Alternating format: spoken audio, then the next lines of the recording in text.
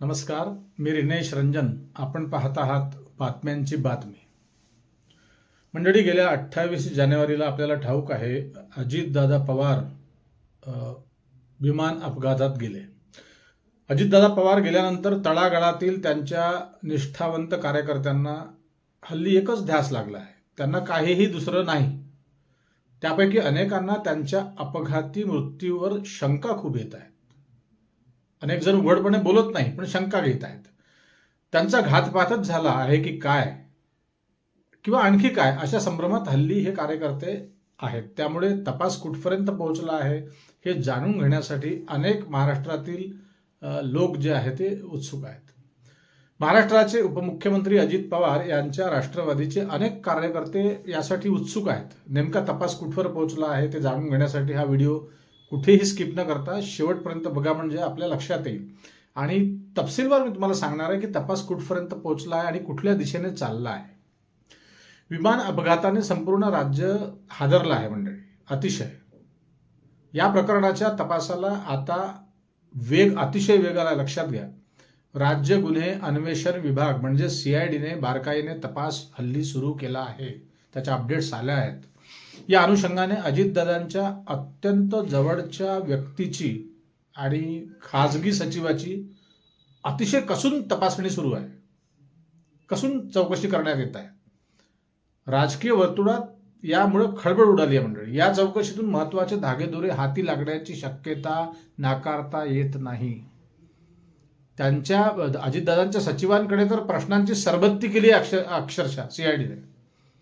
CID साधारण नव्हे, लक्षात घ्या, त्यांनी मनावर घेतलं तर. CIDच्या पथकाने अजित पवार यांचे खाजगी सचिव कोण अविनाश सोलवट यांना चौकशीसाठी पाचारण केलं होतं. आता 2-3 दिवस आधी तब्बल 4 तासाहून अधिक काळ ही सखोल चौकशी सुरू होती. 4 तासाहून अधिक.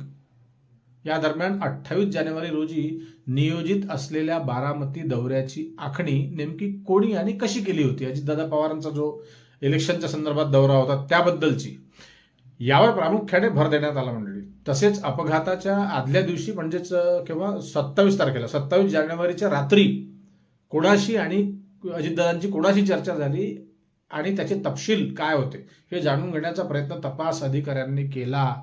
28 तारखेला ते निघणार होते, त्यापूर्वी पूर्वसंध्येला काय घडलं ते, या दौऱ्याचे संपूर्ण नियोजन, प्रवासाचे सूक्ष्म तपशील आणि त्याची संबंधित इतर माहिती गोळा करण्यासाठी अगदी प्रश्नांचा भडीमार केला त्या सचिवाकडे. या उत्तरांच्या माध्यमातून, त्यांनी जे उत्तरं दिली आहेत त्या माध्यमातून विमानात काही तांत्रिक बिघाड झाला होता का, हवामानाचा फटका बसला का, की ही मानवी चूक होती, अर्थात पायलटची चूक होती, याचा अंदाज लावणे सोपे होणार नाही. काही राजकीय नेत्यांनी या अपघातामागे घातपाताची शक्यता वर्तवली. अमोल मिटकरी असतील, संजय राऊत असतील, कुणी आणखी बजरंग सोनवणे असतील, यांनी वर्तवली. त्यामुळे CIDचे अधिकारी त्या दिशेनेही पडताळणी करत आहेत. लक्षात घ्या, त्यांचेही बयान त्यांच्या लक्षात आहेत. आणि सोलवट, जे अविनाश सोलवट यांच्याकडून मिळालेली माहिती या तपासाला नवी दिशा देणारी ठरू शकते मंडळी. यामधले अविनाश सोलवट यांचं हे स्टेटमेंट फार महत्वाचं ठरणार आहे. घातपाताचा संशय तर येतोच आहे, त्या दिशेने तो तपास राहील. सरकारने यापूर्वीच स्पष्ट केले आहे की या विमान दुर्घटनेचा तपास 3 वेगवेगळ्या आणि वैज्ञानिक टप्प्यांमध्ये केला जाईल. लक्षात घ्या, पहिल्या टप्प्यात फ्लाईट डेटा रेकॉर्डरच्या मदतीने विमानाचा वेग किती होता, त्याची उंची किती होती, इंजिनची काय अवस्था होती, काय तापमान होतं, हवेचा दाब किती होता, पंखांची हालचाल कशी होती आणि पायलटमधील संभाषण, 2 पायलटमधील संभाषण यांचा तांत्रिक अभ्यास केला जाईल. लक्षात घ्या. दुसऱ्या टप्प्यात मग विमानाचे अवशेष न्यायवैद्यक प्रयोगशाळेत पाठवून त्याचे रासायनिक विश्लेषण देखील केले जाईल. जे तुटलेलं जे विमान तिकडे मुंबईच्या दिशेनं पाठवलं ते.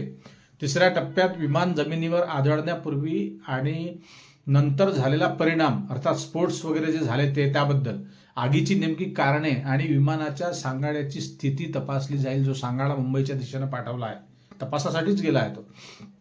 तपास आणखी सखोल आणि निष्पक्ष हवा असेल तर एक लक्षात घ्या, राष्ट्रवादीच्या निष्ठावंत कार्यकर्त्यांना आणखी रेटा लावणे फार गरजेचे आहे. लक्षात घ्या, राजकारण महाराष्ट्रातलं हल्ली कुठल्या पातळीवर गेलं आहे हे नव्यानं सांगण्याची तुम्हाला गरज नाही मंडळी, आपल्या सर्वांना ठाऊक आहे.